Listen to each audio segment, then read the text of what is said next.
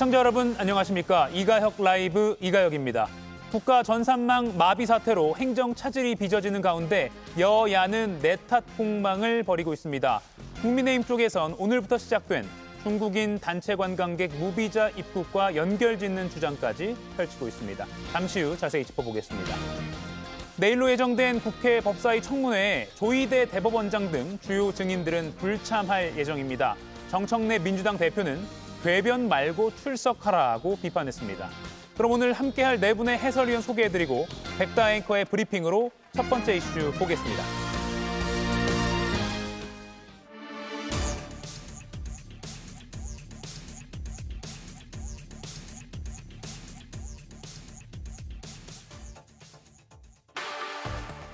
정부는 국민 생활에 밀접한 영향을 끼치는 시스템들이 빠르게 복구될 수 있도록 필사의 노력을 다하고 있습니다. 국가정보자원관리원의 화제, 전소된 96개의 시스템 복구 작업은 약 4주가량 걸릴 전망입니다. 국민 불편이 큰 상황, 국민의힘은 입법 독재를 언급하면서 현 사태를 비판했는데요.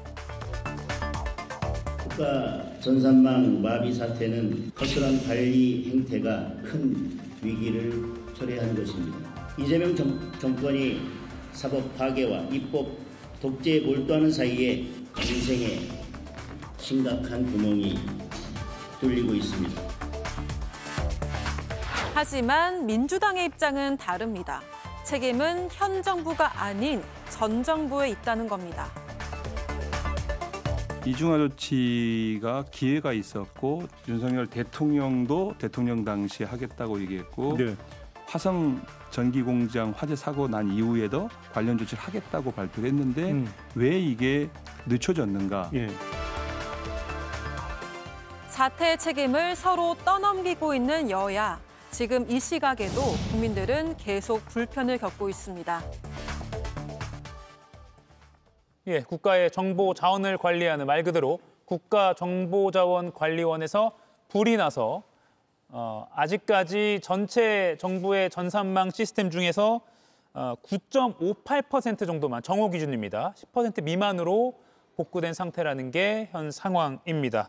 오늘 또 월요일 첫 시작이라서 평일이라서 많은 민원 이런 행정에도 좀 차질이 빚어지기도 했습니다. 자세히 짚어보기 전에 조금 전 방송 전에 들어온 속보부터 잠시 패널들과 좀 이야기를 나누고 좀 시작을 해보고자 합니다. 대통령실 조직 개편 이야기가 나왔는데요. 김현지 총무비서관이 제1부속실장으로 이동을 했습니다.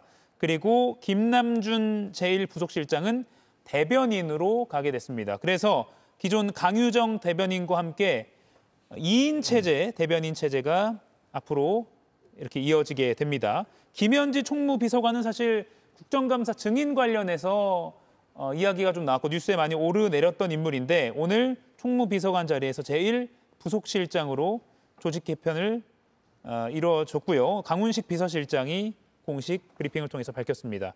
한 분씩 좀 여쭤보겠습니다. 조기현 위원님 어떻게 보십니까?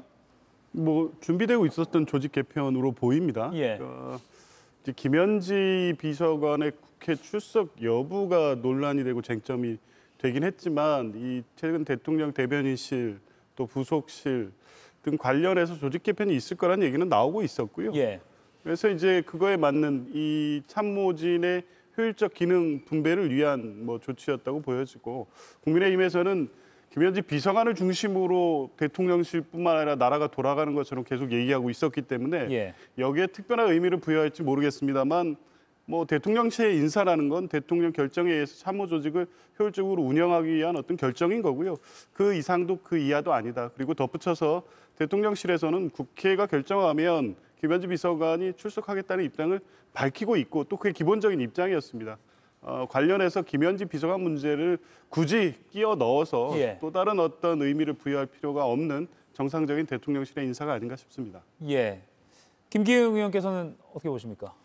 아무래도 그 김현지 총무비서관을 국회 운영에 나오지 않도록 어떻게 보면 인사를 통해서 총무비서관에서 부속실장으로 좀 바꾼 게 아닌가 싶습니다.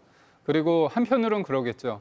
지금 강유정 대변인이 실언을 많이 하고 있습니다. 예를 들어서 한미 정상회담 관련해서 지금 진실의 시간이 도래하고 있는데 그 당시에 합의서가 없을 정도로 정상회담이 잘 됐다 이런 얘기를 했었고 또 하나는 또 사법부를 공격하는 야당, 국회 민주당의 행태에 대해서 그 부분에 대해서 원칙적 공감이라는 얘기를 했다가 뒤늦게 정무수석이 그것을 소위 말해서 설거지하는 그런 상황에 이르렀기 때문에 김남주 부속실장을 대변인 투톱 체제를 함으로써 대변인을 좀 강화하는 그런 의도가 있는 게 아닌가 싶습니다. 예, 김동훈 의원 어떻게 보셨어요?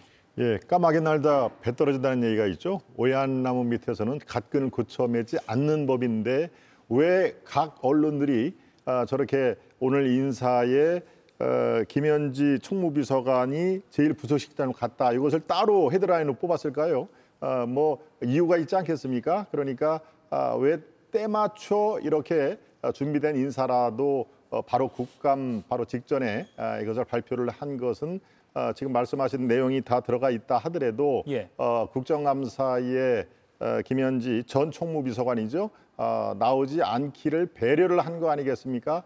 이 김현지 뭐 저는 이 일면식이 없는 분입니다만은 성남시장에 이재명 시장이 재임할 때부터 경기도지사 할 때 계속 따라다니는 이름이었습니다. 그래서 이번 인사를 보고 야 역시 세구나 라고 하는 얘기도 있고요. 한간에서는 이재명 정권의 어떤 비위 이게 김현지 이제 제1부속실장으로 가는 분한테 터질 수도 있다라는 얘기가 나오는 그래서 이런 이유가 나오는 것입니다. 물론 저는 안 터지기를 바라는 그런 그 입장입니다만은 바로 그런 한간의 우려 이런 것들이 이번에 그대로 담겨 있다. 하도 그 언론의 스포트라이트를 살짝 옆으로 빼서 보호해주는 그런 측면이 분명히 있을 것이다라는 게 제 생각과 시중의 판단입니다. 예, 박진영 의원님. 네, 김현지 비서관이 뭐 까마귀인지 까치는 모르겠습니다만은 국회에 출석하겠다고 했지 않습니까? 예. 그럼 된 거 아닌가요? 그리고 제가 인사나 조직 개편을 보니까요. 이게 탄핵 이후에 갑자기 들어선 정부이기 때문에 대통령실도 이 비상체제로 움직이다가 좀 정상화시켰다라는 뭐 그런 느낌이 드네요. 보니까 인사수석 밑에 인사비서관과 균형인사비서관을 뒀다라고 하는데 이게 문재인 정부 때도 이렇게 했거든요. 균형인사비서관은 이제 여성계 발탁을 하는 쪽이고요. 그다음에 이제 홍보수석 산하의 이제 디지털 소통 비서관을 비서실장 직할로 옮겼다. 이게 이제는 비서실장 중심으로 해서 홍보 기능을 강화하겠다. 거기에 김남준 제1부서실장도 대변인으로 임명했다.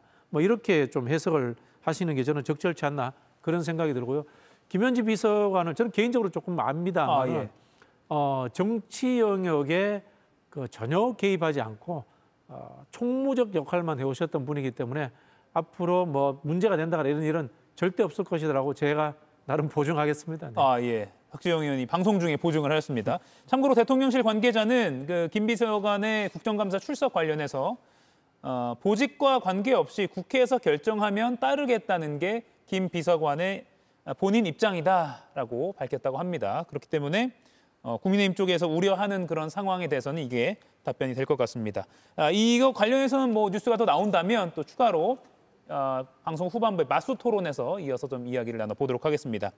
자, 오늘 국가 전산망 먹통 금요일 저녁에 불이 났고요. 주말 내내 차질이 있었는데 사실 주말이어서 그나마 피해가 적었습니다. 오늘 평일이라 많은 국민, 시민분들께서 불편을 곳곳에서 겪었다. 그만큼 우리가 이렇게 전산에 의존하고 살았구나라는 걸 다시 한번 깨닫게 되는 상황인데요.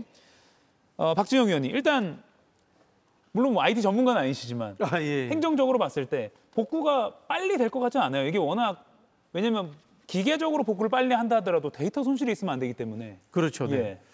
뭐 제가 이 데이터 이런 쪽은 무지합니다만 행정은 좀 압니다. 제가 봤을 때는 한 3가지 원인이 있다고 봐야 됩니다. 첫 번째는 어쨌든 현 정부에서도 관리 소홀한 겁니다. 그런 부분이 있고요. 두 번째는 전 정부에서 예산을 축소하면서 이것에 대해서 예비할 수 있는 기회를 놓쳐버렸어요. 윤석열 정부 때에도 한번 비슷한 일이 있었지 않습니까? 그 당시에 예산이 확보되고 거기에 대해서 이중화 시스템을 만들었더라면 이런 일이 없었을 것이다 라는 말씀을 드리고 싶고요. 마지막으로 말씀드리고 싶은 것은 우리 정부에서도 한 15년 전부터 관행처럼 외주와 바람이 불었습니다. 예. 돈이 들어가는 부분들, 그다음에 인력을 줄여야 되겠다는 생각에 의해 가지고 국가 공공의 영역들도 외주화하면서 안정성이 떨어졌다는 측면들이 있습니다. 유럽의 선진국들 이런 데 보면요. 1년에 뭐 한 10번 정도 일을 할까 말까 한 사람들도 정규직으로 고용해서 정부에서 쓰는 경우가 있습니다. 그런데 우리는 이런 사람들을 굉장히 과감하게 정부에서부터 없애버렸던 거죠. 농담 비슷하게 말씀드리면 과거 저희가 어릴 때 소사 아저씨라고 들어보셨죠? 예. 학교마다 이제 일하시는 그런 분들이 있었지 않습니까? 이런 분들이 요즘은 이제 그 무기계약직으로 바뀌었는데 그런 분들이 사실은 정부에도 있어야 되는 겁니다. 전문가들이 있어야 되는 거예요. 그런데 정부라는 것이 단순히 예산 효율성만으로 돌아가는 건 아니에요. 안정성이 중요하기 때문에 저는 이런 부분들에 대해서 다시 한번 돌아볼 기회가 되지 않았나 이 말씀도 드리고 싶어요. 김동훈 의원님, 이게 배터리가 뭐 스파크 때문에 불이 났다는 걸로 추정이 되는데 이것 때문에 이렇게까지 마비가 될 줄였나 이렇게 대비가 없었나 싶거든요. 그렇습니다. 저도 전혀 이해가 안 되는 부분이 한 곳에서 화재가 났어도 이게 국가 전산망, 국가 정보자원 몽땅 이게 불통이 된다. 저는 지금까지도 그런 면에서는 참 이 어처구니가 없다는 말 외에는 쓸 수가 없습니다. 제가 살펴봤더니 380개의 배터리가 제7 전산원인가요? 그거와 메인 서버하고 거리가 불과 60cm라는 거 아닙니까? 60cm는 한 요 정도 되겠죠. 그렇게 가깝게 둬서 결국에는 그 위험성을 간파를 하고 이동 작업 중에 불이 났다는 거 아니겠습니까? 그러니까 글쎄요, 이게 이전 정부 탓이다라고 일각에서는 얘기를 하고 있습니다만은 뭐 이전 정부에서도 제대로 했으면은 이런 일이 안 당했겠죠. 그런 면에서 하일리 법칙이라는 게 있습니다. 하인리히 법칙이죠. 큰 대형 사고가 터지기 전에는 반드시 어떤 징후가 있다. 그게 약 300개의 징후라는 것입니다. 이 현장 그 조사를 해봤더니 그리고 29번의 작은 사고가 나고 오늘 우리 지금 국가정보자원관리원처럼 대형 사고가 난다는 것이죠. 그런 의미에서 이전 정부 잘못이 없다라는 것도 그것은 적절하지 않은 얘기고요. 바로 어떤 예산이라든가 투입이 되는 그런 거였으면 지금 사고가 미연에 방지를 할 수 있을 테고 그리고 더욱더 참 눈살을 찌푸리는 게 바로 지금 현 정부의 몇몇 인사들이 윤석열 정부를 자꾸 얘기를 하는 건데요. 분명히 윤석열 정부 책임이 일정 부분이 있다는 것 제가 말씀을 드렸습니다마는 글쎄요. 권력만 누리고 책임은 없다는 얘기입니까? 그렇지는 않습니다. 이미 조기 대선을 통해서 권력과 책임을 모두 다 이 한쪽에 짊어진 상태이기 때문에 지금의 책임 소재에서 이전 정부 탓을 하면 도대체 어쩌겠다는 얘기입니까? 모든 그런 그 비라든가 대형 재난 다 이전 정부 책임을 돌리는 것은 그건 적절치가 않다라는 말씀을 다시 한번 강조를 드립니다. 국정 최고 책임자인 이재명 대통령도요. 어제 중대본 회의를 통해서 국민들에게 사과의 뜻을 전했습니다. 들어보시죠. 이번 화재 때문에 국민들께서 큰 불편과 불안을 겪고 있습니다. 국정의 최고 책임자로서 송구하다는 말씀을 먼저 드립니다. 지난 2023년에도 대규모 전산망 장애 사태로 큰 피해가 발생한 바가 있습니다. 2년이 지나도록 핵심 국가 전산망 보호를 게을리해서 막심한 장애를 초래한 것은 아닌지 철저한 조사가 필요하겠습니다. 이재명 대통령이 예전 정부에서 있었던 대규모 참사 등에 대해서는 현재 대통령으로서 사과를 한 적이 있었는데 이번 정부 들어서 발생한 일에 대해서는 이번 대국민 사과가 처음이다 이렇게 그런 분석이 나오고 있습니다. 조기현 의원님, 그만큼 중차대한 사안이라고 인식을 하고 있는 것 같아요. 그렇죠. 실제 국가적인 셧다운 사태인데 이런 정도의 이 사회적 재난이 없었죠. 어쨌든 대통령으로서 현재적 책임을 인정하고 사과했습니다.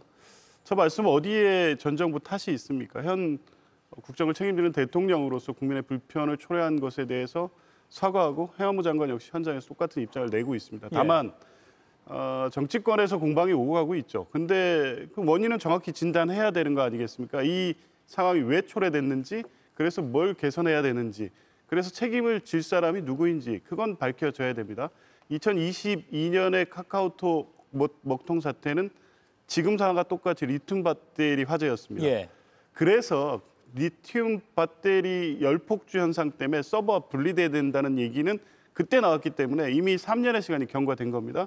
2023년에 정부 전산망은 라우터 분량, 그러니까 이 시스템적 오류였습니다.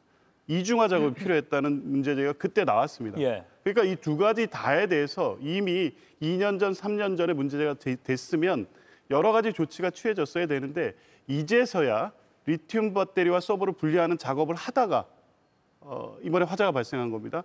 단계적인 조치 중에 2022년도에 개시돼야 됐을 조치가 이제야 취해지기 시작했다고 하면 예. 그 원인은 여러 가지가 있는 거죠. 예산 문제가 첫 번째였습니다. 예산이 삭감됐고 뭐 이 부분을 총괄적으로 관리해야 될 어떤 대책에 대해서 미비했던 거죠. 그런 예. 부분은 정확하게 밝혀야 됩니다. 그게 전 정부 탓이냐 이 정부 탓이냐의 문제가 아니고요. 다시는 국가전산망 관리에 있어서 이런 재난이 초래되지 않도록 해야 되기 때문에 현 정부로서는 원인을 명확히 규명하고 그에 대한 책임을 묻는 것은 당연히 해야 될 일입니다. 예, 김기용 의원님. 이재명 대통령이 예측 가능한 일을 대비하지 못했다라는 취지로도 꼬집었는데요.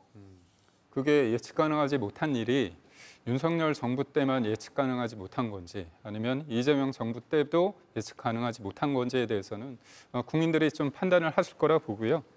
그런 기사가 있습니다. 앞서 정부는 지난달, 여기서 정부는 이재명 정부 아닙니까? 예. 행정정보 시스템 서비스 수준 협약이라는 게 발표가 됐습니다. 여기 보면 서비스 중요도에 따라 시스템을 1에서 4등급으로 나누고 문제가 발생할 경우 1등급은 2시간, 2등급은 3시간 내에 복구할 수 있겠다 이런 발표를 했습니다. 지난달. 그런데 지금 보면 3시간이 뭡니까? 그러니까 결국 제가 지금 볼 때 윤석열 정부 탓이다 아니면 이재명 정부 탓이다 제가 볼 때 이거는 큰 중요치 않은 것 같아요. 그래서 정치권이 제일 중요한 거는 아무래도 윤석열 정부 때는 집권 여당으로서 해야 될 부분이 있었고요. 그 당시에 민주당은 예산도 그리고 수많은 부처의 장들을 탄핵까지 시키면서 본인들 일방 독주를 하지 않았습니까? 그럴 때 이 부분에 대해서 만약에 중요하다고 생각했다면 적극적으로 예산도 편성하시고 할 수 있었을 겁니다. 그러니까 이재명 대통령, 이재명 당시 당대표의 어떤 위인설법, 방탄 입법만 하시는 게 아니라 이런 법안을 냈으면 좋았겠죠. 그런 의미에서 아쉬움이 남고요. 저는 무엇보다도 그 하나는 좀 여쭙고 싶은 게 이재명 대통령께서 대통령의 1시간은 5,200만 시간의 가치가 있다 이런 표현을 하셨습니다. 예. 이재명 대통령이 금요일 밤에 언제 어디서 보고를 받으셨고 그 당시에 어떤 지시사항을 내리셨는지 우리는 모릅니다. 그러니까 결국 엊그저께 김민석 총리가 여러 가지 얘기를 했는데 그 연장선에서 그러니까 사실상의 어떤 복습이라고 할까요? 이재명 대통령이 한 얘기는 김민석 총리가 엊그저께 한 얘기와 진배 없다 그런 생각을 해봅니다. 예, 사실 뭐 지금 금요일 밤에 행보에 대해서 문제 제기를 해주셨는데 그 부분은 지금 상황에서는 사실은 어떻게 보십니까? 아니 뭐 유행 갔다 오셔가지고 예. 아직 보고도 제대로 못 받았을 상황인데 그 이야기를 하기는 그렇고요. 예. 참고로 대통령실은 이제 밤새 대책과 지시를 했다라고. 네, 밤새 대책 지시를 했다라고 예. 이야기를 하시고요. 제가 이제 우리 김기용 대변인 말씀을 좀 반론을 제기하자면은 예. 야당이던 시절에 이재명 대표 왜 예산 편성 안 했어 이야기하시는 거잖아요. 그걸 정부 운영해 보시면 알잖아요. 이 전산 시스템이나 이런 거 야당이 들여다볼 수가 없어요. 그러면은 그런 사고가 난 이후에 정부가 이러이러한 우리 시스템을 갖고 있는데 이것을 이중화시키고 그다음에 보완하기 위해서 예산을 편성할게라고 국회 의견을 내야지 야당이 해줄 수 있는 거예요. 왜냐하면 이 시설이라든가 데이터 시스템에 야당이 들어가 볼 수가 없는데 어떻게 예산 편성을 이거는 제가 봤을 때 접근법이 좀 적절치 않다라는 생각이 들고요. 뭐 기능적인 부분은 모르겠습니다만 저는 이 상황을 대하는 정부의 태도 그다음에 정치권의 태도가 전 정부와 다르다라는 말씀은 드려야 될 것 같아요. 그 당시에 윤석열 정부와 장관이 했던 뻔뻔한 태도와 지금 이재명 대통령과 윤호중 장관이 보이는 겸손하고 사과하고 이 문제를 풀려고 하는 태도에는 근본적인 차이가 있다라는 말씀을 드리고 싶고요. 야당은 비판할 수 있습니다. 그러나 장동혁 그 대표처럼 갑자기 뭐 사법개혁, 사법 독주, 입법 독주하다가 이런 일이 생겼다라는 이야기를 하시는데요. 국회와 민주당을 보고 그런 비판하실 수 있습니다. 이재명 정부가 사법 독주와 입법 독주를 한 적이 없어요. 입법 영역은 국회의 영역이고 실제로 이재명 정부는 관세 협정이라든가 유엔 문제라든가 한반도 평화 정책을 위해서 일하고 있지 이 정쟁에 전혀 관련이 없어요. 근데 억지로 지금 야당이 이걸 정쟁의 영역으로 끌고 오려고 하는 거예요. 그런 부분에서는 문제가 있다는 말씀을 드리고 싶고요. 더불어서 민주당에서도 총체적으로 책임은 이재명 정부에 있는 겁니다. 그거는 인정을 하셔야 되고요. 물론 정치의 영역이니까 윤석열 정부에서 예산을 제대로 편성하지 못했고 구조적인 문제를 해결하지 못했다라는 비판은 가능합니다만은 이걸 가지고 과잉 정쟁을 하는 것은 제가 봤을 때 국민들이 보기에도 별로 이렇게 볼상사납게 보이지 않을까 그런 생각이 듭니다. 이걸 여야 정쟁으로 가면 사실은 지금 야당도 이룰 게 하나도 없을 것 같아서 왜냐하면 저희가 곧 보여드릴 텐데 2022년 카카오톡 목동 사태 때 판교 데이터 센터가 화제였죠. 당시에 지금 상황과 많이 닮았다 이런 지적이 나오긴 하거든요. 김기웅님 짧게 말씀하시고 제가 지금 이재명 정부가 AI 3대 강국이 된다고 하지 않습니까? 내년도 예산도 이재명 정부가 짰습니다. 그런데 예산을 구체적으로 따졌을 때 AI 강국이 되는 게 예를 들어서 뭐 GPU, AI 반도체를 많이 산다. 그리고 생성형 대형 언어 모델을 지원한다. 이렇게 성장 위주로 하는 것과 동시에 사실상 AI에서 가장 중요한 게 정보잖아요. 데이터잖아요. 그렇다면 데이터 정보를 어떻게 보안에 취약하지 않게끔 하고 화재에 취약하지 않게끔 하는 예산은 어느 정도 했는지를 보면 지금의 이재명 정부가 윤석열 정부의 어떤 차별화를 하는 데 있어서 제가 볼 때 이 예산을 했다고 한다면 저는 이재명 정부가 뭔가 잘하고 있구나 그런 거에 대한 평가를 할 수 있다고 봅니다. 예, 일단 제가 앞서 말씀드린 대로 2022년 10월 그러니까 카카오톡 먹통 사태 그 직후에 그럼 정부는 괜찮냐라는 국민적인 우려가 많았는데 당시 윤석열 정부 당시에 국가정보자원관리원장의 발언 듣고 이야기 더 나눠보겠습니다. 대전센터가 화재나 지진 등으로 한꺼번에 소실될 경우 재복구 시스템은 실시각 백업된 자료로 3시간 이내 복구할 수 있도록 구축되어 있다는 말씀을 드립니다. 대전 강주센터의 동시 기능 마비에 대비할 수 있도록 재해복구 전용 기능을 수행하는 공주센터를 건립하여 2024년부터 운영할 계획입니다. 예, 3시간 이내에 복구할 수 있도록 구축되어 있다라고 정확히 발언을 했는데 그렇다면 한 2-3시간 이번에도 조금 머뭇머뭇하다가 바로 정상 복구가 돼야 된단 말인데 안 됐거든요. 그렇습니다. 저도 금요일 날 저녁 때 이런 일이 있고 나서 토요일 날 밤이 지새우면은 이제 안정화가 되겠지라고 했는데 바로 일요일이 지나고 월요일 지금 오후에도 되지 않지 않습니까? 일부 100여 개에 대한 그 전산 시스템이 4주 정도 지나야 초기 복귀가 된다라고 하는 얘기가 있습니다. 4주 동안에 그야말로 3대 강국, 5대 강국을 일컫는 IT 대국 대한민국이 셧다운 위기 직전까지 갔다라는 이 상황만 보더라도 글쎄요, 지금 상황에서 꼭 누구를 처벌하라라고 주장을 하는 것은 적절하지는 않습니다. 분명히 선정상화, 후 책임 소재 이것은 뭐 분명한 사실입니다만은 책임 선정상화를 위해서라도 구체적으로 원인이 밝혀져야 되고요. 여기에서 이재명 대통령이 조금 전에 말씀 외에 이런 얘기가 그대로 지금 제가 찾아봤습니다. 모든 권한은 상황과 책임이 따릅니다라고 바로 2년 전에 윤석열 정부를 겨냥해서 한 얘기입니다. 일하라고 주는 권한인데 일 못하거나 잘못했으면은 스스로 책임지고 미안합니다라고 얘기를 해야지 바로 전 정부 탓을 해서야 책임지는 자세가 아니다라는 게 바로 이재명 대통령의 바로 2년 전 대형 재난 사고 때 한 얘기입니다. 그러니까 지금 상황에서 정상화를 위해서 당연히 여야가 이 힘을 맞대고 분명히 해야 되는 것은 대원칙이되 이제 없는 얘기를 써서 책임을 지라는 얘기 아닙니다. 그대로 2년 전에 했던 얘기를 실천하시면 됩니다. 정상화가 한 다음에 책임 소재를 그게 장관이 됐든 특정 행안부 장관이 됐든 다른 분이 있던 책임 소재를 가려서 책임을 지어야만 재발 방지가 효과적으로 된다 이런 말씀을 드리면서 이번 상황에서는 글쎄요 여야가 책임 소재보다도 4주 지금 바로 또 추석 연휴로 국민들 대이동이 있는 상황인데 뭐 우체국 등을 비롯해서 지금 뭐 이 인출이 안 된다고 지금 난리 아니겠습니까? 그러니까 하루라도 속히 국민들의 불편을 최소화하는 게 지금 여야가 할 일이다 이런 말씀 드립니다. 예, 지금 뭐 사실 정쟁을 했다가는 국민들이 워낙 예를 들어 지금 항공기를 탑승하려고 해도 전자신분증이 안 되기 때문에 실물을 지참해야 되잖아요. 그래서 국민들을 위주로 여야가 모두 합심해서 지금 생각해야 될 때가 아닌가 싶습니다. 참고로 윤 대통령 사과해야 된다고 이재명 당시 대표는 말했는데 이재명 대통령 사과한 거니까 또 그건 반론이 민주당에서 있을 수 있을 것 같습니다. 자, 그럼 이 부분을 하나 더 짚고 다음 이슈로 넘어가겠습니다. 이 국가정보관리원 사태를 중국인 무비자 입국과 연관짓는 주장들이 국민의힘 쪽에서 나오고 있습니다. 나경원 국민의힘 의원이요. 이렇게 페이스북에 올렸습니다.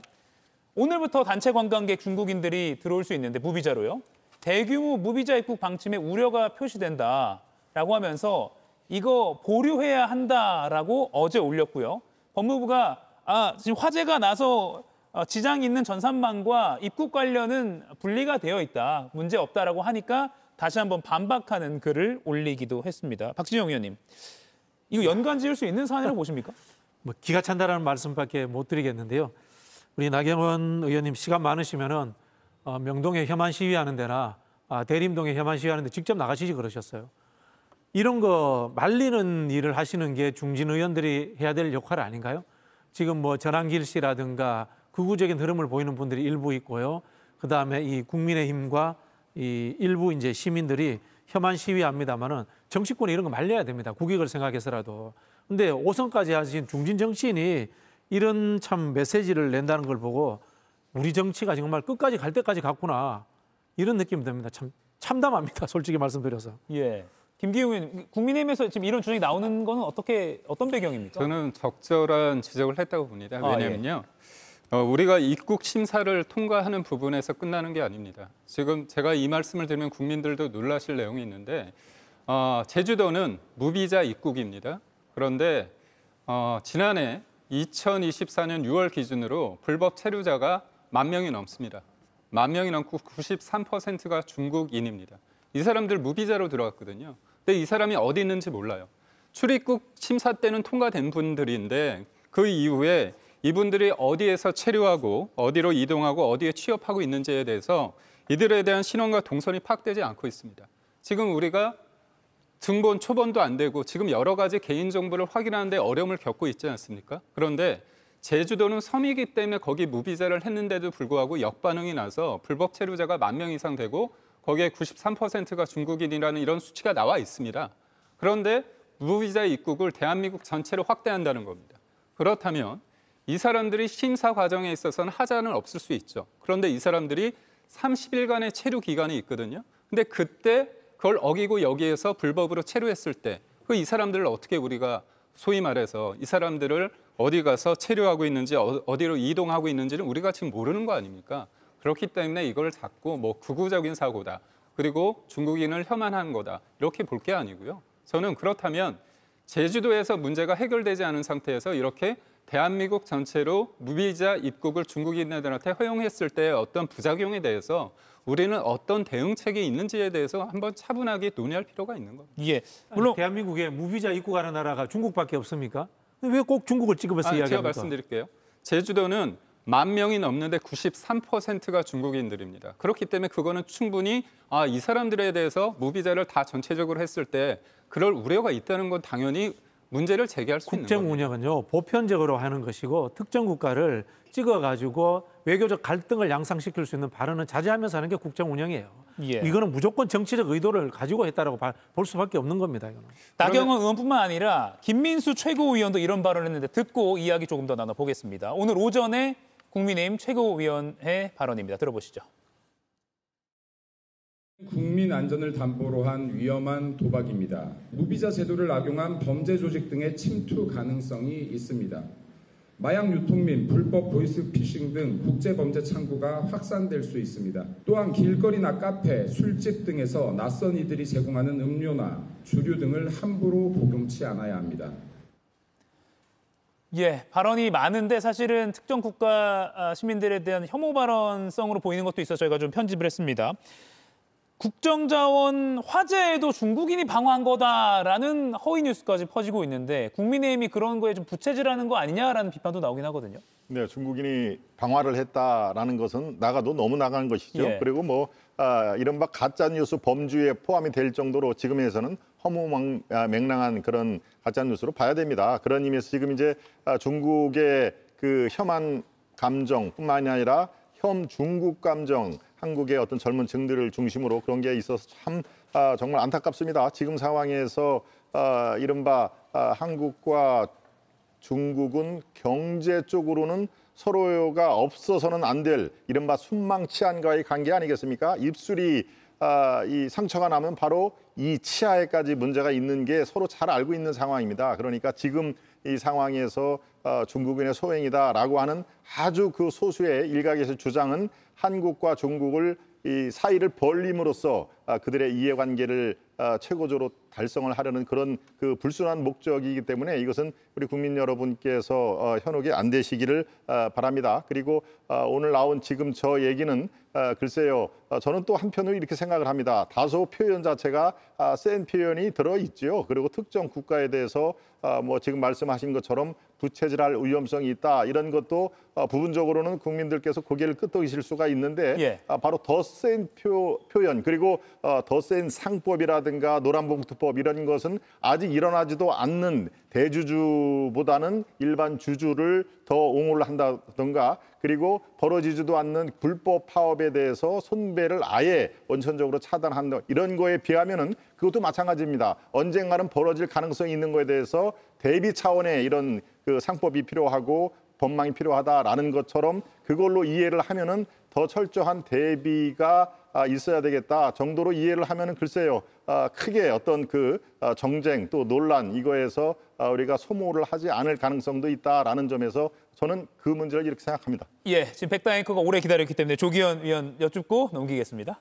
어떻게 들으셨어요? 그러니까 이 시기에 이 중국 관련된 발언을 하고 특히 김민수 최고위원의 발언은 누가 봐도 혐오 발언 아닙니까? 그러니까 아무 근거 없이 범죄를 얘기하고요. 마치 무비자 입국으로 들어오는 중국인들에 의해서 우리 사회가 굉장히 혼란이 될 것처럼 얘기합니다. 근데 이 발언 하나로 끝나냐. 최근에 이 국민의힘 장애 집회 가보십시오. 반중을 외치는 분들, 혐오 정서를 유포하는 분들 같이 합류하고 있습니다. 어제는 물론 국민의힘 지도부의 입장에 따라서 분리됐지만 그중 일부가 또 어제 장애 집회에 합류하는 거 아닙니까? 그리고 국민의힘 내에서 이 정부를 비판할 때 늘상 갖다 붙이는 게 친중 정권이다. 그래서 뭐 중국에 동화돼서 미국에는 반미하고 친중 정권이고 이런 비판을 하면서 이런 혐오 발언이 같이 나오기 때문에 실제 어떤 국익이라든가 국민적 우려는 전혀 고려치 않고 지지자들의 어떤 자극적 메시지를 통해 정치적 이해를 얻겠다는 이 계산밖에 없는 것 같습니다. 지금 이 상황에서 혹시라도 이번에 화재가 중국인이 관여된 거 아니냐 이렇게 의심하는 분이 생길 수도 있는데 그걸 생기길 바라는 이유의 어떤 부추기는 발언을 계속 하고 있다는 면에서 보면 매우 부적절하고 나서서 말려도 부족할 판에 지도부까지 나서서 이런 혐오 발언을 한다는 것은 절대 있어서는 안 될 일이라고 봅니다. 10초만 보완을 하겠습니다. 어제 제가 그 행사에 제가 처음부터까지 줄기차게 있었습니다. 적어도 국민의힘에서 이 주최한 그런 행사에서는 중국을 혐오하는 그런 그 구호나 피켓 시위는 없었다라는 것을 분명히 말씀을 드립니다. 당의 공식적인 발언은 없었다는 말씀이시죠. 뭐 참가자 일부가 뭐 그런 깃발을 들은 것은 확인이 됐지만요. 알겠습니다. 관광업계는 상당히 기대를 하고 있는 분위기고 면세점 업계나 또 길거리 소상공인까지 모두 기대하고 있던 무비자 입국이라서 그분들이 또 보기에는 상당히 국민의힘 발언이 속상할 것 같다 이런 생각도 듭니다. 다음 이슈는 백다 앵커가 준비하고 있습니다. 들어보시죠. 대법원장 청문회가 하루 앞으로 다가왔습니다. 지난 26일 국회 법사위에는 한 장짜리 불출석 의견서가 제출됐는데요. 헌법과 법률을 준수해야 하는 저로서는 청문회에 출석할 수 없다. 조희대 대법원장의 입장입니다. 조희대 청문회에 조희대가 불출석한다고 합니다. 조희대 불출석 증인에게 묻습니다. 입법부는 누구라도 불러서 청문회를 진행할 권리와 의무, 법적 권한이 있습니다. 조희대 대법원장이 불출석하는 것 자체가 반헌법적 행위 아닙니까? 얼토당토하는 궤변하지 마시고 당당하게 국회 청문회 출석해 진실을 밝히시기 바랍니다. 입법부도 입법부의 일을 하는 거라는 민주당, 동행 명령장 발부 가능성까지 꺼내든 상황인데요. 대법원장님, 법사위 청문회 불출석하시는 이유 한 말씀만 부탁드리겠습니다. 불출석 의견서 제출 후 또다시 묵묵부답을 이어가는 조희대 대법원장. 조희대 없는 조희대 청문회가 열릴 내일 법사위는 또 다른 도화선이 될 전망입니다. 예, 내일이 벌써 9월 30일입니다. 국회 법사위가 열기로 한 청문회 날짜가 다가왔는데 박지영 의원님, 조의대 없는 조의대 청문회가 되는 것은 거의 확실해 보입니다. 네, 뭐 제가 듣기로는 조의대 대법원장이나 대법관들이 안 나오더라도 예. 일부 증인들과 함께 청문회를 진행한다. 뭐 이렇게 들었는데요. 참 안타깝습니다. 안타깝다라는 게요. 조의대 대법원장이면은 이 입법부의 고유 권한이 청문회라는 걸 알 겁니다. 예. 그렇다면은 본인에 관해서 입법부가 어떤 그 지적을 하고 있는지 들어보고 또 반론을 제기하면 됩니다. 법률과 헌법의 전문가이시니까 법적 절차에 맞춰서 제기를 하면 되는데 그것도 안 한다라는 것이 안타깝고요. 그러다 보니까 3가지 정도의 사안 자체가 묻혀버린 것 같아요. 첫 번째는 지난 대선 과정에서의 사법부의 과잉 개입 의혹. 두 번째는 지기현 판사 의혹입니다. 예. 지기현 판사는 왜 윤석열이 구속 날짜를 갑자기 날짜에서 시간으로 계산했는가라는 부분. 그리고 세 번째는 지금 국회에서 이야기하고 있는 사법개혁에 대한 법원의 입장. 이 3가지가 완전 묻혀버렸습니다. 예. 그런 부분에서 저는 제가 조의대 대법관이라면 떳떳하다면 나올 것 같아요. 나와서 논쟁해도 된다라는 생각이 들고요. 예. 그게 삼권 분립의 또 다른 하나의 그 사법부의 수장으로서도 할 수 있는 일입니다. 고고하게 자신만의 성을 쌓고 폐쇄적으로 숨어 있는 것이 현대 민주주의 사회의 삼권 분립의 한 기관의 수장이 아닙니다. 국민들 앞에서 떳떳하게 이야기할 수 있는 것이 삼권 분립의 저는 수장이다라는 말씀을 드리고 싶고요. 덧붙여서 지기현 판사조차도 나오지 않는 것은 굉장히 문제가 있다고 생각합니다. 예. 지기현 판사는 현재 특검에 의해 가지고 수사 대상입니다. 그 정도면은 국회 법사위에서 충분히 부를 수 있는 사람 아닌가요? 저는 굉장히 여기에 대해서 분노합니다. 다른 사람은 몰라도 지판사는 나오는 게 옳다. 물론 구속 취소 과정도 많은 국민들이 의문을 갖고 있으니까요. 당분간 입법부, 사법부 좀 갈등 국면이 이어질 것 같습니다. 예, 저는 뭐 앞이 한치도 보이지 않는 그런 그 정국이다라는 건데 이게 언제 안개가 걷히겠습니까? 저는 글쎄요, 당분간 쉽지가 않다고 보여집니다. 이게 정말 이 사법부의 수장, 대법원장을 청문회에 불러서 오라가라 하는 것, 물론 지금 대선에 개입을 했다라는 것이죠. 예. 근데 한꺼풀을 벗겨보면 싫다는 거 아니겠습니까? 지기현 판사도 저 사람 갖고는 안 된다. 저 판사를 맡겨두면 위험하다. 판결이 뒤바뀔 수가 있다라고 해서 특별 전담 재판부까지 지금 거론이 되는 거 아니겠습니까? 마찬가지로 대법원장을 그냥 두면은 이거 이재명 대통령뿐만이 아니라 우리가 원하는 사법개혁, 검찰개혁 이거 도로하는 탑이 될 수가 있다라는 결국은 사람이 싫어서 그런 거 아니겠습니까? 사람이 싫어서 제도를 바꾼다. 매우 위험합니다. 지금 그래서 대한민국의 초유의 일이 벌어지고 있다. 초유의 일이 거의 매일 일상화가 되는 그야말로 뉴노멀이 우리 전국에 깔려 있다. 그래서 한치 앞을 내다볼 수가 없는 상황입니다. 예. 그런데 지금 조의대 대법원장 아마 상식 있는 중도 증인사들은 조의대 대법원장이 뭐를 잘못했길래 청문회에 나오려고 그러나 처음에는 너무 빨리 진행을 해서 저게 위험하다고 그러는데 이재명 대통령도 얘기하지 않았습니까? 다행히 빨리 진행될 것 같다. 그래서 나를 이 짐에서 벗어날 것 같다라고 얘기했는데 그렇지가 않죠. 5월 1일 날 파기환송을 했기 때문에 그 뒤에 공적이 된 거 아니겠습니까? 그러니까 입장을 바꿔놓고 생각하면 본인에게 불리하다고 해서 저렇게 대법원장의 초유의 청문회를 연다. 글쎄요, 저는 중도에 계신 또 건강한 상식을 갖고 있는 분들이 점점 이렇게 고개를 갸우뚱하는 그런 그 모습이 진행될 것 같습니다. 결과적으로는 예. 여론의 향배가 이 사법 파동 이것을 좌우하게 될 것이다. 그래서 국민들이 어떤 등을 돌리고 좀 심하다. 그럴 경우에는 글쎄요. 조의대 대법관 옷을 벗기는 일 그렇게 쉽게 진행될 것 같지는 않다. 제 판단은 그렇습니다. 청문회 자체가 좀 부적절하다는 취지로 설명을 하셨는데 조기현 의원님. 국회 입장에서는 필요한 사람을 증인으로 불러서 국민을 대신해서 부를 수 있다라고 주장하고 있고 민주당에서는 김병로 초대 대법원장이 국회에 출석한 사례도 언급을 했더라고요. 또 얼마든지 부를 수 있죠. 왜 안 된다고 주장하는지 모르겠습니다. 국회법에 의하면 청문회는 주요 안건, 국정감사, 국정조사를 위해 필요한 경우에 열 수 있고요. 증인 채택할 수 있고 참고인 채택할 수 있습니다.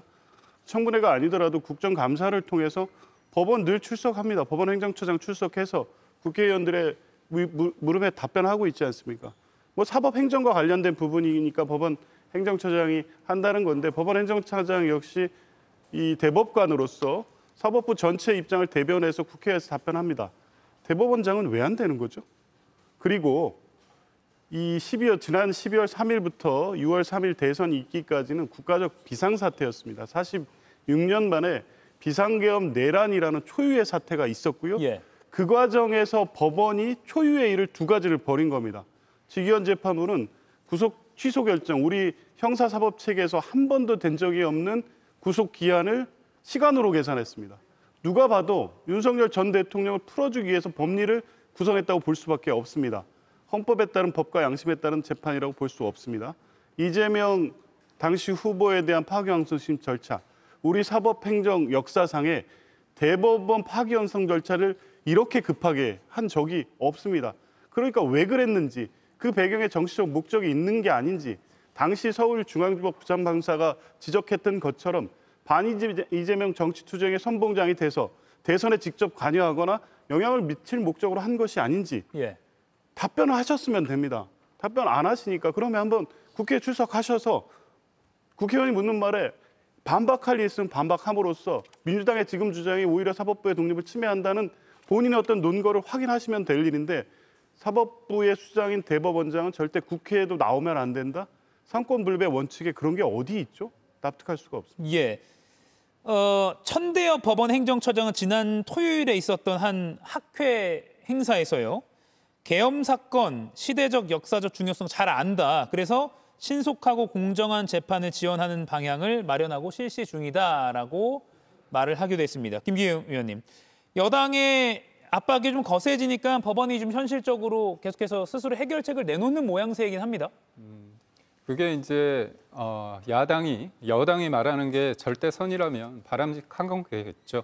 그렇지만 재판은 제가 볼 때는 헌법과 법률에 따라서 증거에 따라서 유무죄가 정해지면 되는 거 아니겠습니까? 그리고 피고인의 방어권, 그다음에 여러 가지의 어떤 진술과 증거가 어느 정도 정리가 되는지에 따라서 자연스럽게 될 일이지 여당이 압박한다고 해서 그게 빨라진다고 한다면 그거는 적절한가에 대한 의구심을 저는 뭐 금할 수 없고요.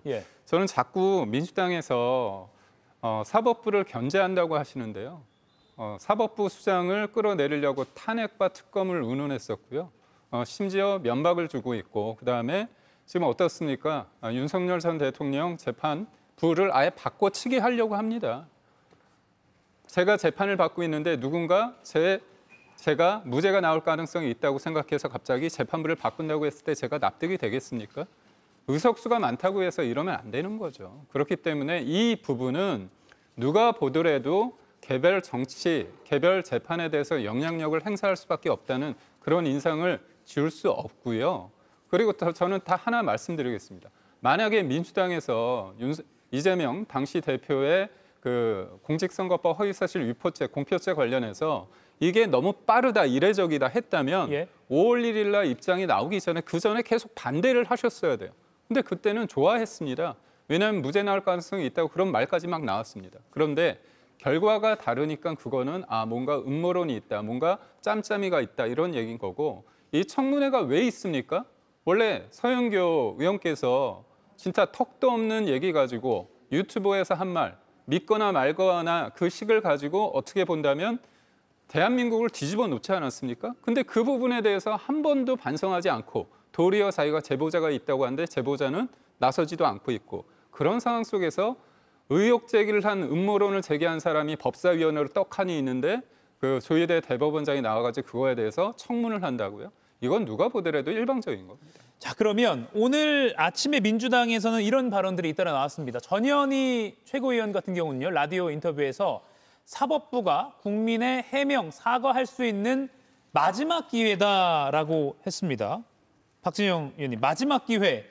그럼 탄핵 카드를 좀 만지작하고 있다. 이렇게 언론이 분석하는데 그렇게 봐야 됩니까? 뭐 아직 그 정도는 저는 아니라고 보고요. 나오라는 거죠. 나오라는 건데요.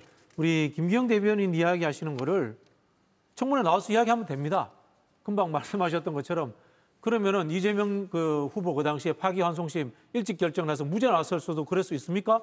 라고 조희대 대법원장이 민주당 의원들한테 따져 물으시면 되잖아요. 그렇게 하면 되는 거예요. 그리고 말씀하신 것처럼 지역에 서영교 의원 등이 제기했던 사자외동설 그거 근거 없습니다. 이러고 그때 저는 어디에 있었습니다.라고 이야기하시면 되는 거예요. 예. 우리 조희대 대법원장님은 입이 없습니까? 아니면 본인 입으로 말 못하는 특권층입니까? 하늘에 계시는 신성가족입니까? 그렇게 하지 말고 나오셔서 논리를 깨부시고 진압하시라고요. 그렇게 하면 되는 거고요. 천대엽 지금 행정처장이 학회에 가서 말씀하셨잖아요. 저희하기 국민의 대표기관인 국회에서 하셔야죠.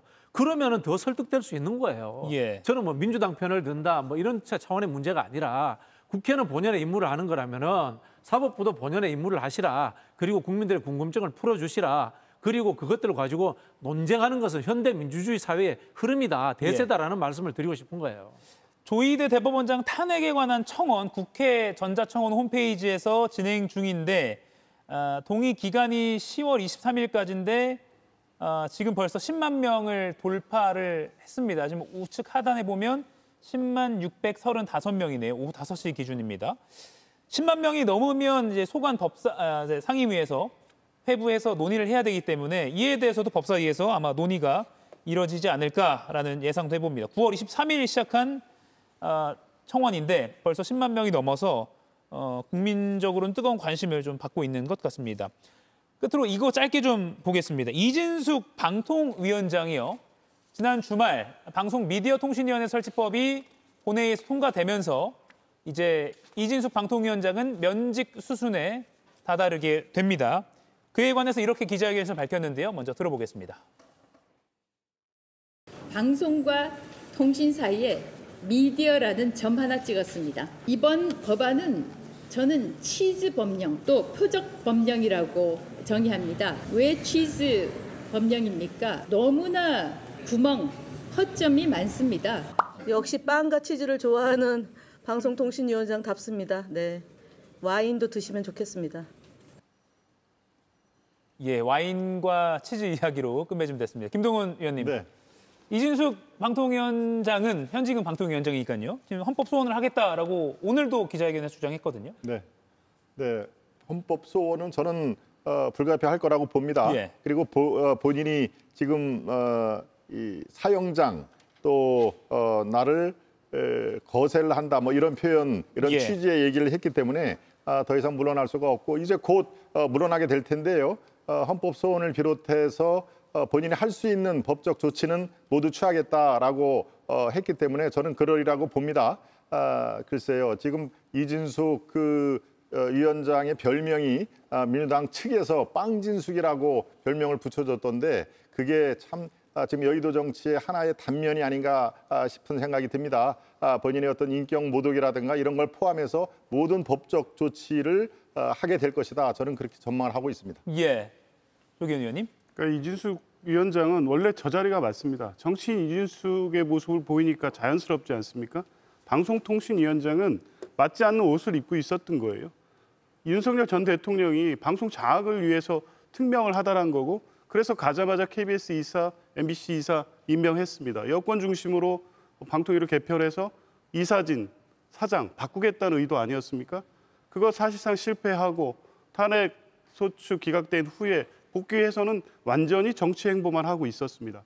지금 모습이 자연스럽습니다. 그리고 방송미디어통신법은 이진숙 위원장의 어떤 그 사직을 위한 법이다? 예. 아니죠. 저만 합직 뺀 게 아니라요. 이진숙 위원장이 방송미디어 전체 종사자 관련자를 따지면 방송미디어의 어떤 독립성, 중립성을 해치는 그냥 본인이 하나의 조그만 점일 뿐입니다. 본인에 대한 과대망상을 이걸 걷고 한번 정치를 통해서 본인이 지금까지 해온 말이 맞는지 국민의 선택을 한번 받아보시면 될 일입니다. 재임 중에 정치적인 성향이 있는 유튜브에 출연해가지고 논란이 되기도 했었는데 이제 진짜 정치인 행보를 걷게 되는 건 아닌가 국민들도 지켜볼 것 같습니다. 물론 스스로 너무 몸값을 높이는 행보를 보이고 있어서 이에 대해서도 조기현 의원 말씀하신 것처럼 비판적인 그런 시각도 있습니다. 헌법소원 이야기 그리고 내일 있을 법사위 청문회 이야기는요. 또 내일 계속해서 토론을 해보도록 하겠습니다. 오늘 네 분과의 대화는 여기서 마무리하겠습니다. 고맙습니다.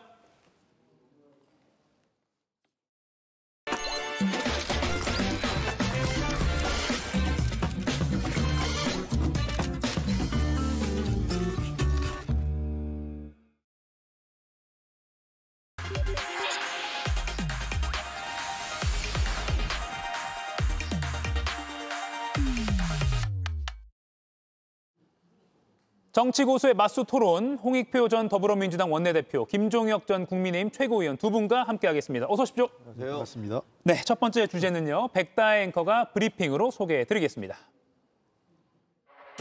피고인 성명이 어떻게 되시죠?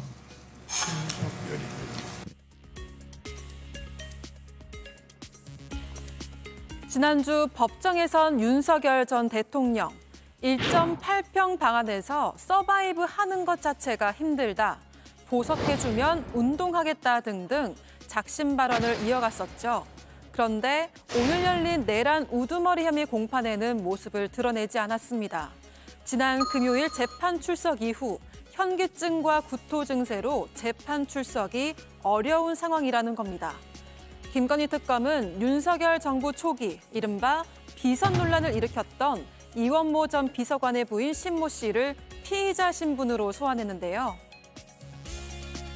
나토 가시는 동안 민간인의 그 공군 1호기 탑승 논란이 좀 있어서 지금 나토 수행 그 팀 문제는 대변인이 이미 말씀을 드린 것 같고. 특검 수사는 전직 대통령 부부를 향해 점점 가까워지는 가운데 그의 법 기술은 계속 등장하고 있습니다.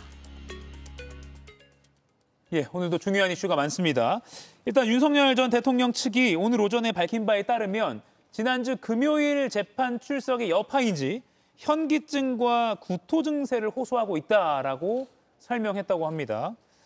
홍익표 의원님, 이거 글쎄요, 보석 신문을 아직까지 염두에 두고 있을까라는 그런 분석도 나오는데 어떻게 보십니까? 그 가능성을 배제할 수 없죠. 예. 왜냐하면 보석이라는 것은 되게 이제 병보석이 제일 그 가능성이 높지 않습니까? 예. 그러니까 신병을 핑계로 해야 되기 때문에 계속 그 수감 생활에 대한 그 힘든 것, 그다음에 자기의 건강상의 문제를 제기하는 것 같은데요. 근데 여러 가지로 좀 국민적 이해하기 어렵습니다. 1.8평 독방에서 생활이 어렵다, 예. 서바이브하기 어렵다 이런 얘기를 하는데 그 독방 아닌 여러 사람이 같이 수감돼 있는 사람이 훨씬 더 많고요. 그래도 전직 대통령이기 때문에 지금 독방을 준 것 자체가 일종의 수감 생활의 특혜거든요. 더 나가서 본인이 검사 시절에 얼마나 많은 다수의 사람들을 그 소위 감옥이나 구치소에 잡아넣었습니까? 그 사람들이 다 그러면 아프다고 해서 보석이나 또는 그 구속 그 해제에 대해서 자기가 검사 시절에 동의한 거 아니지 않습니까? 그런 측면에서 제가 보기에는 윤석열 대통령의 저런 모습 자체가 더 국민들로부터 이해받기 어려운, 그러니까 예. 국민들의 눈높이에 맞지 않는 여전히 자신의 죄가 무엇인지, 그리고 국민들의 자신에 대한 따가운 시선이 뭔지를 전혀 이해하지 못하고 있는 행동 아니냐 이렇게 보입니다. 예, 딱 보석 신문 있는 지난주 금요일만 딱 출석하고 오늘부터 다시 안 나오려는 행보 아니야? 이렇게도 많이 보거든요. 좀 뭐라고 말씀드려야 될지 잘 모르겠는데 예. 그 대통령이 혐의가 있어서, 그러니까 죄를 지었다라고 판단이 돼서 구속이 된 거잖아요. 예. 그래서 지금 거기에 대한 일단 아직까지 최종 판결이 내려지지는 않았지만 거기에 대한 어떤 그 처벌을 받고 있는 거예요. 근데 거기에 대해서 나 1.8평 그 독방에 있으니까 나 그거 힘들다라고 얘기하는 게 그게 그치 대통령으로서의 어떤 품격이라든가 자존심, 체면 이런 것도 있는 거잖아요. 만약에 진짜로 본인이 구토를 하고 쓰러져서 예를 들면 그 구치소에서 이거 큰일 났다 이렇게 하는 게 아니라 저기 나와서 다른 재판에는 안 나오는데 예. 내 보석 재판에는 나와서 나 굉장히 힘들고 어지럽고 1.8평에 있어서 이렇게 얘기하면 그걸 보는 과거의 지지자들은 과연 무슨 생각을 할까? 물론 지금도 윤어게인 외치면서 떠드시는 분들 꽤 있긴 합니다만 그냥 그렇지 않은 지지자들은 어떤 생각을 할지, 또 중도층에 있는 분들은 또 어떻게 생각할지, 가뜩이나 윤 대통령 미워하던 분들이야 더 미워하겠죠.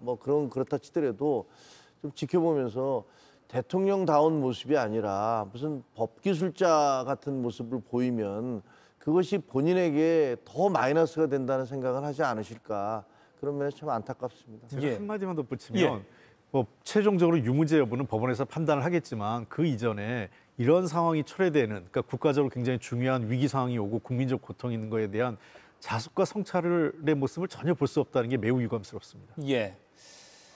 사실 지난주 금요일 이 장면은 정말 대한민국 현대사에 남을 만한 장면인데 그 이후에 전산망 마비 사태 이런 게 워낙 큰 뉴스가 있어서 좀 덮인 것 같기도 합니다. 다만 워낙 중요한 이슈이기 때문에 다시 한번 좀 짚어보면요.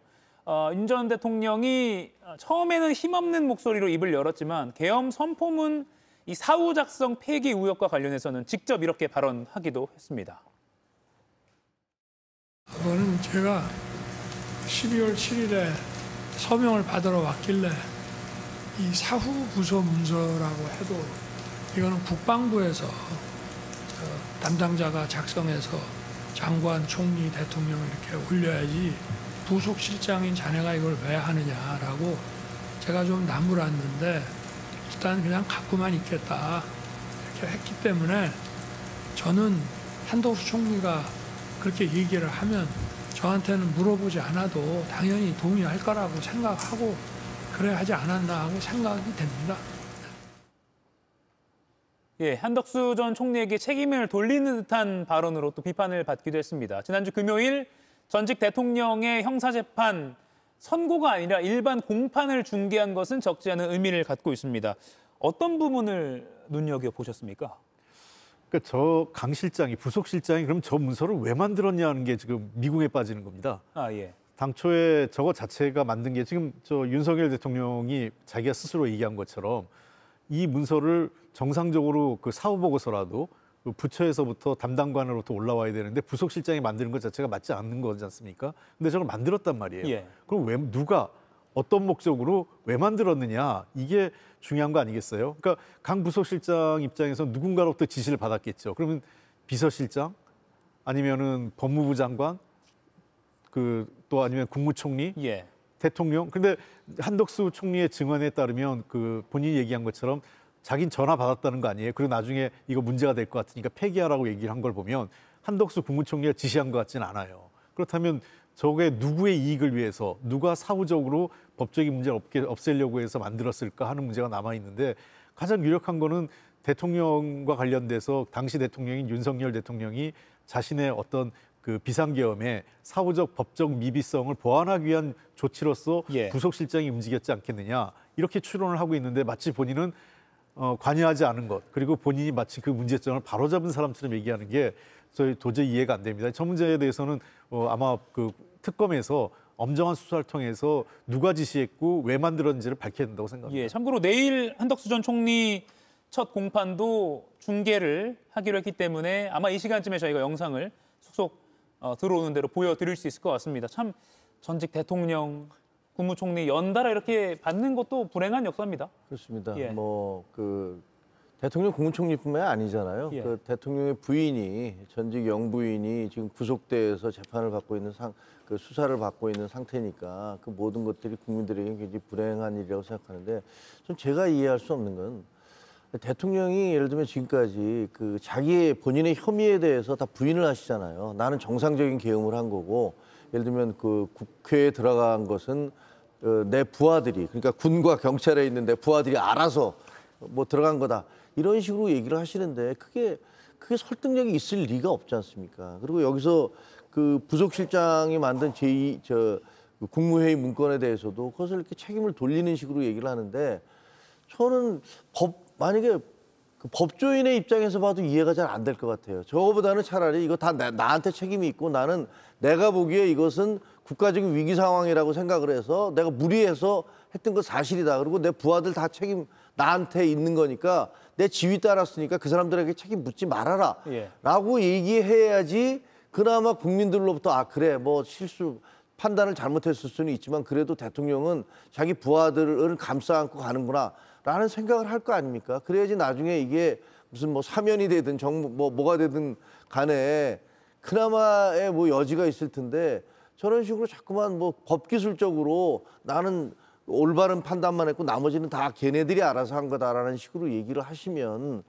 저게 국민들에게는 어떻게 받아들여질지 예. 저게 만약에 제가 변호사라면 좀 뭐 아닙니다만 저렇게 조언을 할지 예. 참 이해는 잘 안 돼요. 하여튼 정무적으로는 굉장히 잘못된 방향으로 가시는 것 같아요. 예, 법기술자라는 표현이 여러 번 최근에 등장하는 것 같습니다. 자, 그런가 하면 윤석열, 김건희 부부 관련해서 오늘 이원모 전 인사비서관의 부인 신모 씨가 특검에 소환돼서 조사를 받고 있다라는 소식이 들어와 있습니다. 신모 씨 하면 조금 낯설 수 있으시겠지만 2022년 윤석열 정부 초기에 아무 권한이 없는 민간인이 1호기, 그러니까 대통령 전용기를 탑승해서 스페인, 그 나토 순방을 같이 갔다? 그 뉴스 여러분들 기억하실 겁니다. 이것 관련한 그 인물이었는데 오늘 조사가 이루어지고 있습니다. 그리고 지금 보시는 것처럼 비자금 의혹까지도 수사 대상이다라는 그런 이야기도 나오고 있습니다. 지금 이거 어떻게 봐야 됩니까? 신모 씨, 저희가 일단은 그냥 성만 처리하겠습니다. 특검은 실명을 밝히긴 했지만요. 그렇습니다. 이게 그 유명 그 한방병원의 이제 그 가족 되는 분이죠. 그 따님이 그 이사장의 그 차녀가 되시고 당시 이제 인사비서관이었던 그 이원모 씨의 부인인데 이원모 씨가 잘 아시는 것처럼 소위 윤석열 사단의 제일 막내급 검사입니다. 그러니까 상당히 그 대통령과 그 김건희 씨가 그 총회했던 그런 직위에 있었는데 당시에도 말이 많았어요. 잘 아시겠지만 1호기라는 것은 확인된 신분, 그러니까 거기에 확인된 신분이라는 것은 소위 공직자, 정상적으로 국가기관에 일하고 있는 사람, 수행원으로서 공식 수행원 또는 허용된 기자들 같은 경우에도 그 다 비용을 지불하고 그 비행기를 타지 않습니까? 공짜로 타는 게 아니거든요.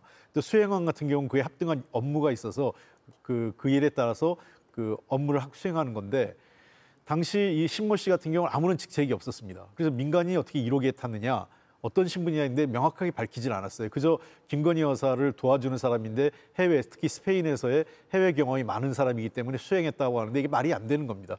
만약에 진짜 그 영부인을 수행해야 될 사람이라면 공식적으로 정부기관에서 수행하고 서포트하는 게 맞는 거고, 두 번째, 만약에 그래도 불가피한 경우 그 외부에서 필요할 경우에는 별도의 그 업무 협약 계약을 맺어서 정상적인 대가를 지불해야 되는 겁니다. 그렇게 해야 되는데 그런 건 아무런 관정 없이 탔고요. 그다음에 결국은 지금 문제가 되는 게 이분이 그 소위 그 바이오 업무와 관련돼서 별도로 지금 그 비자금을 해서 제공했다, 이 지금 의혹이 그 특정경제 그 처벌법으로 지금 돼 있는 거란 말입니다. 그 일종의 뇌물죄라는 거예요. 그런 측면에서 특검에서 일정 정도 단서를 잡은 거로 보이고, 이 문제가 어떻게 발행될지 모르겠지만 드러날 경우에는 아마 김건희 씨의 뇌물죄 여부가 추가적으로도 하나 더 추가되는 것 아니냐 이렇게 보입니다. 아주 시작 부분이긴 하지만 지금 화면에 보이는 90억이라는 비자금에서 혹시 일부가 뭐 윤석열 대통령 쪽으로 간 거 아니야라는 언론 보도 뭐 끝에 한 문장 정도 나오긴 나옵니다. 다만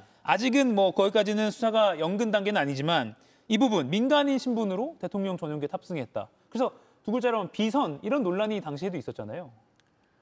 근데 지금 돌이켜 보면 그 윤석열 김건희 대통령 부부가 이 공적 가치와 사적 가치를 완전히 이게 뒤섞어서 대통령 생활을 했던 게 아닌가라는 생각이 들어요. 출범부터 사실 취임식에 초청했던 사람들 명단을 보면 거기에 마땅히 초청돼야 될 사람들은 대부분 상당수가 배제됐어요. 당의 중진들도 막 배제되고 그랬는데 나중에 알고 봤더니 거기에 무슨 뭐 명태균 씨며 서희건설의 딸들이며 무슨 뭐 종교 뭐 특정 종교에 있는 사람들이며 뭐 이런 분들이 다 와서 거기 취임식에 있었고, 그리고 거기 있는 사람들이 또 대부분 지금 수사 대상에 올라와 있는 거 아니에요. 그러면 실질적으로 그 취임식은 공적 업무를 담당하는 사람들이 와서 자리를 빛냈어야 될 그 자리를 그렇게 사적인 사람들을 집어넣었었고, 그게 계속 이어져서 결국은 이분도 이원모 비서관 같은 경우는 인사비서관이었는데 그 비서관의 부인을 거기다가 그 나토에 가는데 7월 달인가 가는데 데려가면 그게 말이 안 나올 거라고 생각을 하나요?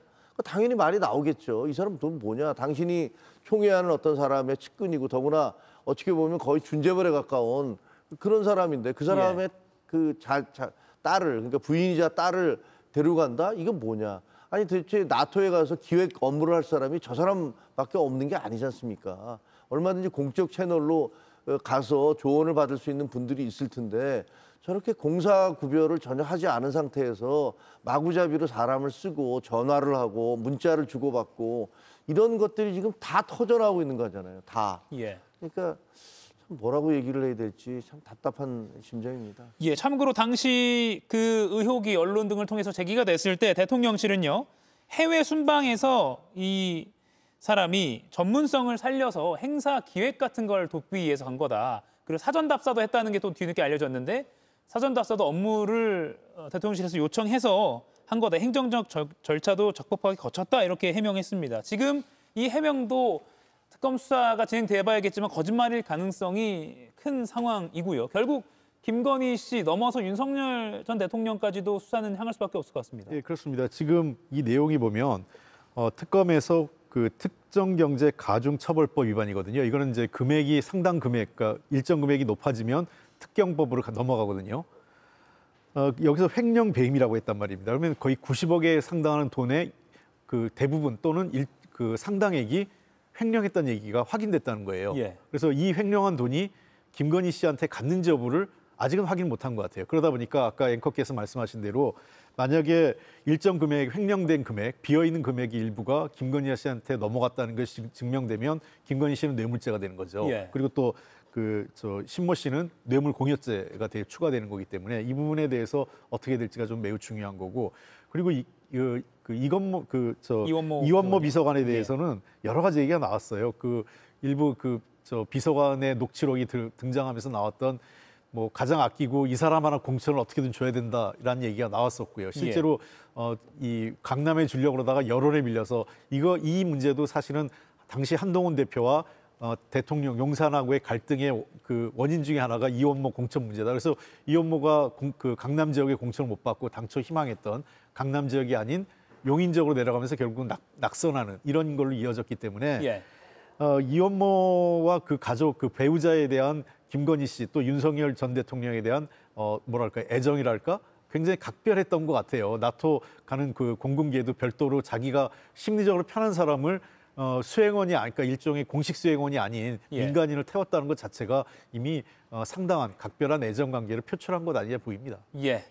수사가 진행되고 있기 때문에 이 부분은 조금 더 지켜보겠습니다. 마스토론 첫 번째 주제는 여기까지고요. 두 번째 주제는 어제 국민의힘 서울 장외 집회 현장으로 가겠습니다.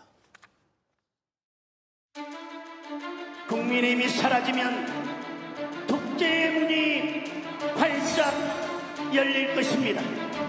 그리고 자유의 문은 영원히 닫힐 것입니다. 우리 안에 있는 양심의 목소리를 깨워야 합니다. 침묵을 깨고 이재명 독재를 반드시 막아야 합니다. 우리는 싸워 이겨야 합니다. 이재명 정권을 끝내고 정권을 다시 찾아와야 합니다. 예, 마스토론 두 번째 주제는 국민의힘 장외투쟁 또 윤어게인이라고 적어봤습니다. 이대로 괜찮을까라는 걱정 어린 시선이 국민의힘에서도 많이 나오고 있습니다. 어제 일단 국민의힘은 참석자 추산은 15만 명이라고 했는데 경찰은 비공식 추산이지만 1만 명이라고 했습니다. 차이가 많이 나거든요. 어제 안 가셨죠? 안 갔는데 대개의 경우 저런 숫자 추산은 경찰 추산이 거의 정확하죠. 우리 기자니까 다 알잖아요. 실제로 15만 명 정도가 되려면요. 광화문이라고 쓰인 광화문에서부터 남대문까지 이 양쪽 도로를 꽉 채워서 가면은 그 정도가 한 15만 될 겁니다. 근데 어제 같은 경우는 이제 남대문부터 시작해서 한 반쪽 차선만 이렇게 된 거잖아요. 그러니까 저기서 12,000명의 태권도 행사가 열렸었거든요. 그 12,000명이 공식적으로 참석한 행사 보면 거기가 광화문이라고 쓰인 거기서부터 세종대왕 동상까지 완전히 양쪽을 꽉 채우면 그게 12,000명이었어요. 그러니까 제가 보기에는 경찰 추산이 비슷한데 이렇게 뻥튀기를 하는 건 국민의힘만 뻥튀기 하는 거 아닙니다. 민주당도 행사할 때 계속 뻥튀기 합니다. 그래서 어떻게 보면 좀 없어 보여요. 뭐 그렇게까지 있는 그대로 숫자가 많다 적다가 아니라 그 집회의 어떤 성격과 내용과 그 진중함, 엄중함 이런 것들이 국민한테 그 설득력이 있는 것이지 그냥 뭐 숫자 많이 왔다고 뻥튀기 하면 아유 저거밖에 안 됐는데 거짓말하네 이런 식으로 해서 오히려 신뢰가 떨어져요. 그래서 숫자 갖고서 서로 경쟁하는 건 좀 안 했으면 좋겠다 이런 생각을 하게 됩니다. 당내 평가가 어떤가요? 이게 괜히 했다라는 분위기도 있고 지난번 대구 투쟁 끝나고서는 뭐 김재수 의원이 공개 발언도 했잖아요. 그건 여러 가지 의견들이 있으니까 제가 뭐라고 각자의 의견을 제가 대변해서 얘기할 수는 없습니다. 저는 누차 말씀드렸지만 저런 식의 그 주장은 잘못됐다라고 생각을 합니다. 예. 장동혁 대표 뭐 또 저 미인증 패널이라 이런 얘기 한다고 그럴지 모르겠지만 양심의 목소리를 깨워야 된다. 예. 침묵을 깨야 된다. 이런 말씀하시는데 그거 깨자는 게 12월 3일 날 위헌적 비상계엄에 대해서 우리가 우리 안에 있는 양심을 끄집어내서 그리고 목소리를 내자고 했던 겁니다. 예. 아무리 우리가 뽑은 대통령, 우리 당의 대통령이라도 위헌 행위를 하면 그건 막아야 된다. 그리고 그 본인이 거기에 대해서 책임 안 지려고 하면 탄핵할 수밖에 없다라는 것들을 얘기하는 것이 그게 양심의 목소리입니다. 뭐 그거에 대해서는 얘기 안 하셨잖아요. 예. 그리고 저는 이재명 정권을 끝내고 정권을 다시 찾아와야 한다고 얘기하셨는데 어떻게 끝낼 겁니까? 그럼 어떻게 찾아올 겁니까? 거기에 대한 하우가 없잖아요. 어떻게가 없는데 그냥 저렇게 말씀만 하시는 것은 그냥 뭐랄까 우리 그 지지자들에 대해서 굉장히 그 선전선동하는 효과가 있을지 모르지만 예. 일반 국민들이 그렇게 받아들여 주실까요?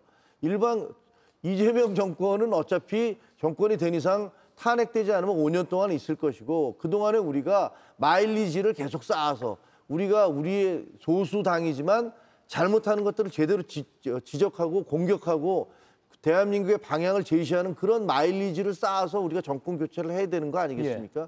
우리가 무슨 총 들고 나와서 폭동하는 거 아니잖아요. 그러니까 저런 식으로 뭐 이재명을 당장 끌어내리자, 뭐 그 끝장내자라는 이 주장이 그게 선전선동 외에 무슨 효과가 있는지 저는 모르겠고 책임 있는 공당이 그런 식으로 하면 안 된다. 우리가 민주당이 윤석열 대통령 당선됐을 때 한 달 만에 시민단체가 탄핵 집회를 했고 거기에 민주당 의원들이 다수가 참석을 했을 때 저희가 맹공을 했었거든요. 그러면 그거에 대해서도 똑같은 기준으로 우리도 그 기준에 따라서 행동해야 된다라고 생각합니다. 상대당에서는 어떻게 어제 장애투쟁 보셨습니까? 일단 이제 숫자 갖고는 얘기하는데요. 통상적으로 숫자가 주최 측과 그 경찰 추산이 되게 많으면 3배 아니면 한 2배? 보통 한 2배 정도 차이 납니다. 그러니까 근데 여기 정말 비정상적으로 많이 나는 거죠. 예를 들면 그 한 3, 4만 모이면 8만에서 10만 주최 측은 경찰은 한 3, 4만. 그러면 이제 언론은 대충 중간쯤을 해서 한 6, 7만 모였겠구나 이렇게 평가하는데 이 경우는 1만하고 15만은 너무 많이 차이 나는 것 같아요. 예.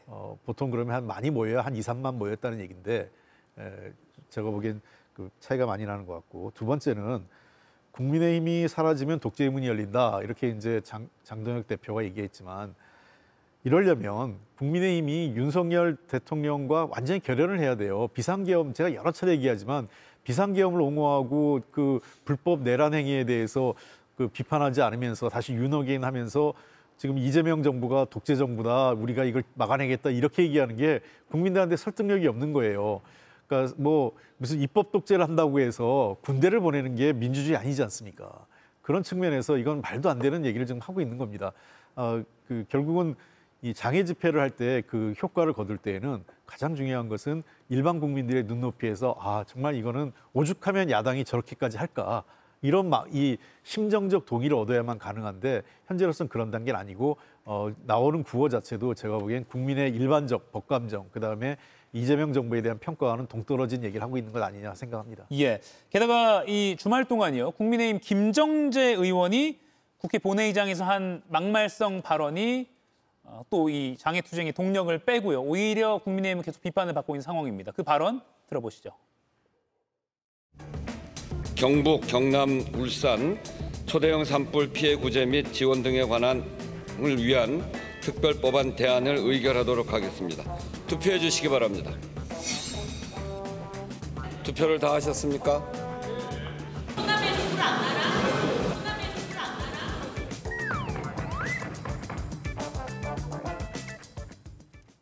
예, 호남에선 불 안 나나 이게 논란이 되니까요. 김 의원 본인이 이게 재난의 영원함이 어딨냐 찬성표의 표결에 동참해달라는 의미로 말했다라고 해명을 했는데 이 해명이 더 논란을 키우고 있습니다. 뭐 사투리 탓하는 거냐라는 논란도 비판도 받고 있고요. 김종혁 의원님 계속 송원석 원내대표의 그 제발 그렇게 됐으면 좋겠네라고 했던 그 노상훈 수첩 관련한 발언 그거 이어서 또 한 번의 막말 논란에 휩싸였습니다. 송원석 원내대표가 했던 것은 명백히 잘못한 거고요. 예. 그건 뭐 이견의 여지가 없이 이론의 여지가 없이 잘못한 건데 저는 설마 김정재 의원이 다른 지역에서 불나라라는 취지로 하지는 않았을 거라고 생각합니다. 이게 사람이라는 게 최소한의 양식이 있는 건데 어떻게 뭐 아마 저분이 얘기한 대로 아니 이거 다 같이 표결해서 통과시켜줘야 되지 뭐 여기에 대해서 뭐 미적미적하는 건 뭐냐라는 취지에서 호남에서도 불날 수 있는데 이렇게 하면 어떡하냐라는 취지였을 거라고 저는 믿습니다. 예. 근데 그렇다고 해도 굉장히 부적절한 거죠. 왜냐하면 우리나라 같이 이렇게 지역 감정이라는 것들이 아주 민감한 그런 상황에서 특정 지역을 언급을 하면서 저렇게 얘기를 하면 저게 무슨 경상도만의 축약이랑은 상관없는 거잖아요.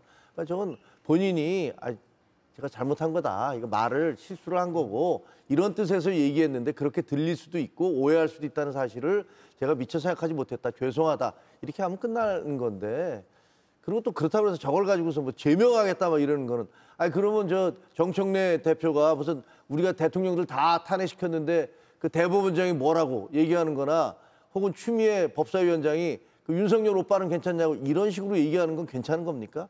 그러니까 다 잘못됐지만 저걸 너무 그렇게 몰아가는 건 그런 취지에서 얘기한 건 아닐 거다라고 생각합니다. 예, 30초 남았습니다. 예, 뭐 저도 김정재 의원이 호남에서는 불나라 이런 의미는 아니라고 생각을 해요. 그러나 다만 처음에 매우 부적절한 말을 했으면 빨리 사과를 잘했어야 되는데 이게 뭐 사투리 탓이고 그런 뜻이 아니고 변명하면서 일을 키운 거라고 생각을 합니다. 깔끔하게 사과하고 제가 그런 뜻은 아니었지만 이로 인해서 상처받고 한 분에 대해서 죄송하다.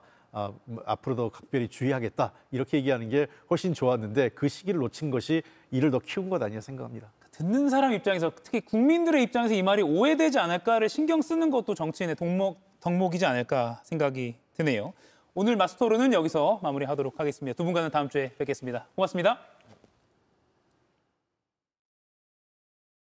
대한민국 밥상이 달라졌다. 아침밥으로 하루를 시작하고 집밥이 트렌드고 친구를 만나도 밥집부터 찾는다.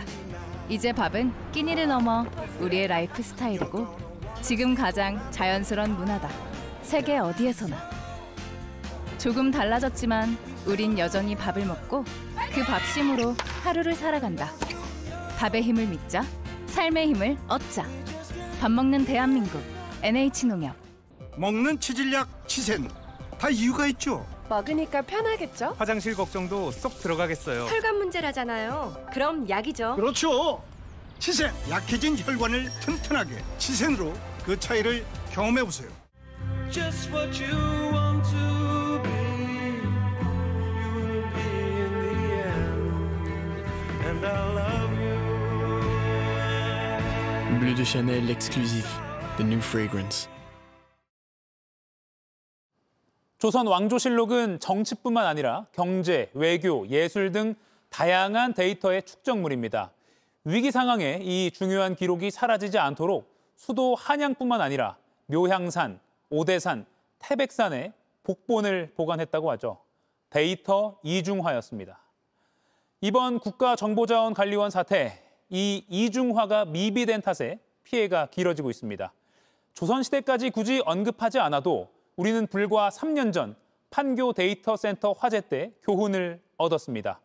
그때도 배터리가 화재 원인이었죠.